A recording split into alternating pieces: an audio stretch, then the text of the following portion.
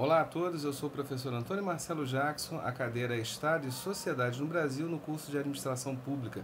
E nós estamos na aula de número 16, tratando das características da administração pública da história do Estado brasileiro, já na era Vargas e até os dias atuais. Ora, vimos que duas coisas aparecem desde o início na nossa história administrativa.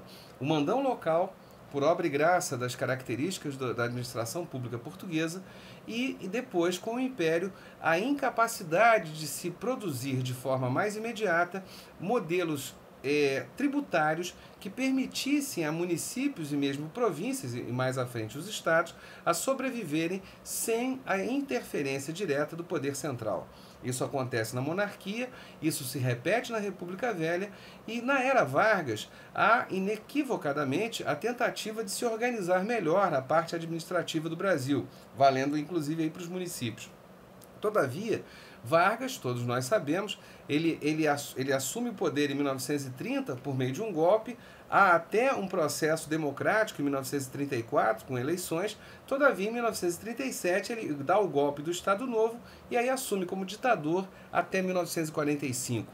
Mesmo que com o governo Vargas tenha se organizado administrativamente o país, inclusive se começa a dar um pouco mais de ênfase nessa questão dos municípios e dos estados, esse problema não se resolve. Esse problema ele entra na chamada República de 46, chega à ditadura militar e vem até os nossos dias.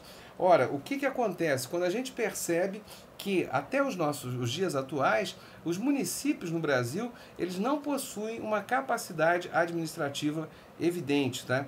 E não possuem essa capacidade administrativa na medida em que eles dependem economicamente do poder central ou do poder ou do dinheiro dos estados, né? Ora, basta dizer que são poucos os municípios brasileiros na atualidade, no ano de 2010, por exemplo, que conseguem gerar recursos suficientes para se auto-administrarem. Tá? Isso aí, há um item que muita gente conhece, que é o chamado Fundo de Participação dos Municípios, e esse fundo é que é o grande responsável, muitas das vezes, na maior parte dos casos, dos quase 6 mil municípios que o Brasil tem, que gera dinheiro para o município poder pagar suas contas. Ora, isso significa dizer que, em termos administrativos, até os dias atuais, há uma nítida dependência do poder da administração municipal em relação ao poder federal, ao poder central. E quais as consequências práticas dessa questão administrativa? Tá?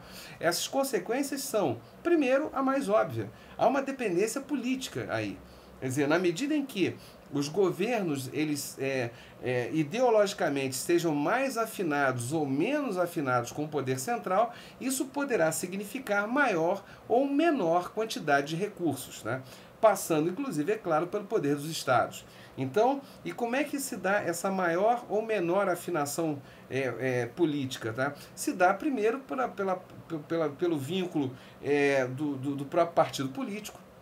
Muitas vezes nós já tivemos a oportunidade de ver campanhas eleitorais onde o sujeito diz que ele merece ser eleito como prefeito ou governador na medida em que ele pertence ao mesmo partido do presidente da República, alguma coisa do gênero, tá? O que facilitaria a vinda de recursos para aquele estado ou município. Essa afinação, se não for partidária, vale pela base partidária, ou seja, de um grupo de partidos políticos que estejam afinados com aquele partido que está no poder. Ora, esse tipo de coisa compromete razoavelmente a nossa democracia, na medida em que há essa dependência econômica, ela pode, na melhor das hipóteses, arranhar a lisura de todo o processo e a própria capacidade administrativa do município. Isso é um problema muito sério no nosso país e que tivemos oportunidade de ver, ainda que de maneira bastante sucinta, se arrasta desde o período colonial. E, nesse sentido, tá, acaba tornando possível a existência, até os dias de hoje, ainda que em menor grau, dos chamados mandões locais. Esse tipo de preocupação é bastante séria porque compromete a democracia no sentido político, compromete a administração dos municípios e permite todo tipo de negociação política no sentido maquiavélico para administrar a área pública. Com isso, a gente encerra o nosso módulo 2 do curso de Estado e Sociedade no Brasil. Até a próxima aula, onde nós iniciaremos o terceiro módulo. Obrigado, um grande abraço.